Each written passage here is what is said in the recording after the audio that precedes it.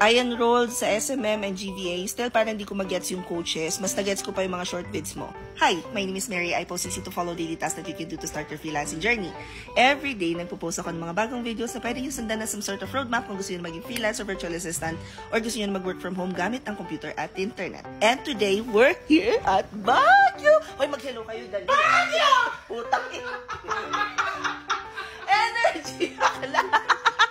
Okay, one thing that you have to remember is that if kayo ay nag-enroll sa mga classes, hindi porket wala kayong natutunan ay hindi na effective yung mga turo.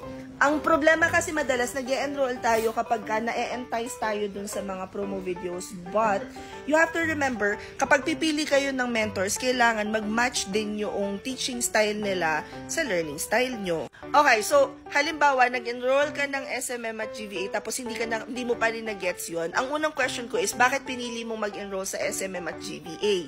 Pangalawa, bakit pinili mo yung training team na in-enrollan mo?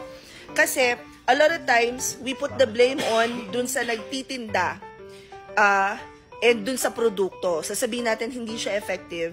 Hindi natin na-realize is that there are different factors at play when it comes to learning. We also have SMM and GVA classes, pero yung SMM namin, level 3 na siya, and so far, ang feedback naman is malaman. Juicy, ganyan. Hindi ko alam kung dinidescribe ba yung klase o yung nagtuturo. If you guys wanna check out yung course outline ng SMM namin, i-click nyo lang yung link sa bio ko. Kapag pala hindi nyo maklik yung link sa bio ko or lumalabas na action cannot be completed, i-copy nyo na lang tong link na to tapos i-paste nyo sa browser. Kung nasa Instagram ko naman kayo, i-click nyo lang to. Kung nasa Facebook ko naman kayo, i-check nyo na lang yung caption. At kung nasa YouTube ko naman kayo, i-check nyo yung description box. You guys will then be taken to this page. Makikita nyo na dyan, etong Revamp Work From Home Basic Training Program. Yan yung aming GVA class.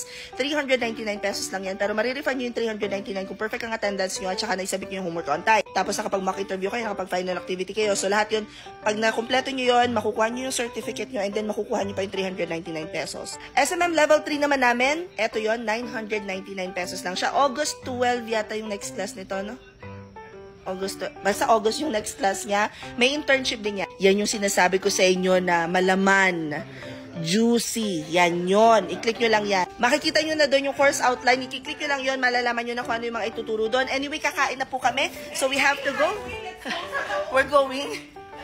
Comment any questions you guys have about working from home. Follow for more work from home chismis. Bye!